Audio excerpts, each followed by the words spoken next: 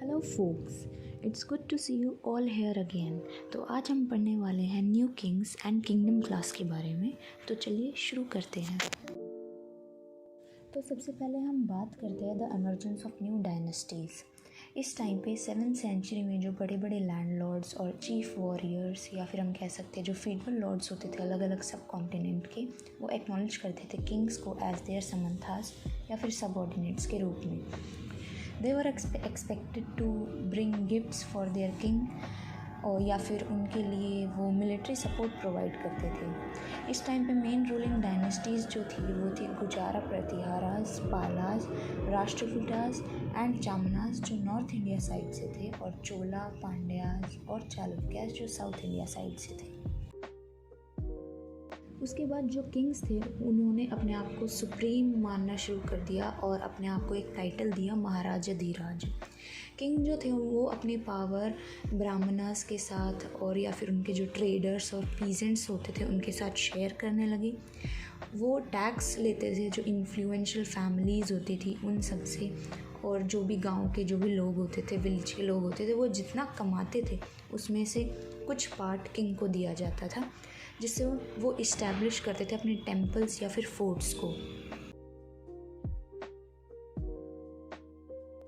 अब है प्रशस्तीज and land grants. Mainly यहाँ पे प्रशस्तीज का मतलब है इन प्रेज ऑफ, यानी किसी प्रेज में कुछ लिखना।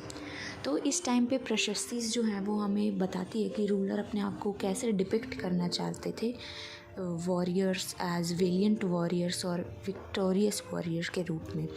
तो जो किंग है वो ब्राह्मणास को गिफ्ट्स के रूप में लैंड ग्रांट करते थे और उनको कॉपर प्लेट्स पे रिकॉर्ड किया जाता था, यानी इंस्क्रिप्शन के तौर पे लिखा गया है कॉपर प्लेट्स में कि उनको ये सब मिला है और उन्होंने रिसीव किया है।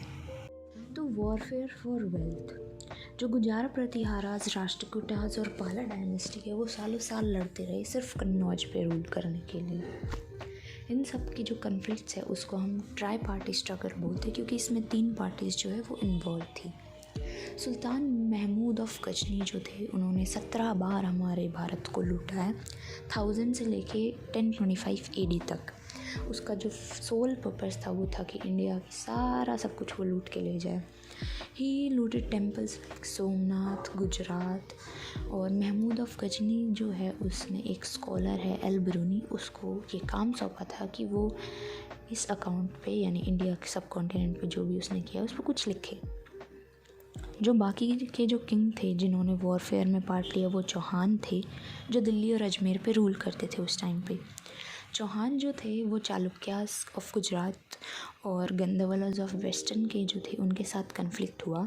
पृथ्वीराज 3 जो था वो पॉपुलर चौहान था जिसने अफ़गान रूलर गौरी को 1191 में डिफीट किया, पर 1192 में वो खुद ही हार गया। तो अब हम बात करते हैं चोला की।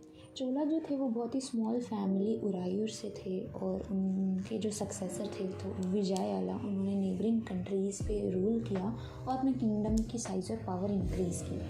राजा 1 जो थे माना जाता है कि वही चोला किंग के मतलब पावरफुल रूलर थे और उन्होंने ज़्यादातर कंट्रीज़ पे कंट्रोल किया।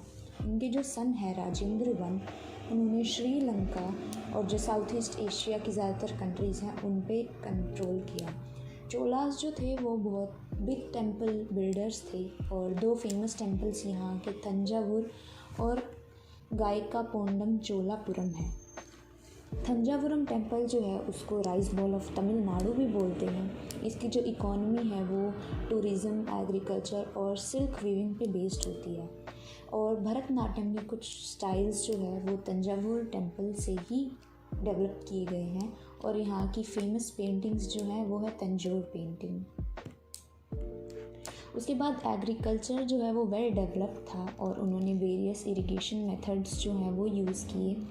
सेटलमेंट हुई पीजेंट्स की क्योंकि इरिगेशन थी और एग्रीकल्चर था, और विलेज काउंसिल्स और नाडू जो थे उन्होंने बहुत सारी एडमिनिस्ट्रेटिव फंक्शंस जो है वो परफॉर्म किए। यहाँ पे जो इंस्क्रिप्शन है उसमें सभा भी मेंशन है, तो जो सभा है उसकी एक सेपरेट कमेटी जो है वो इरिगेशन वर्क्स, गार्डन्स और टेम्पल्स पे बेस थी। Okay, so finally this was the last slide of this presentation. So now we will meet next time. So till then, take care.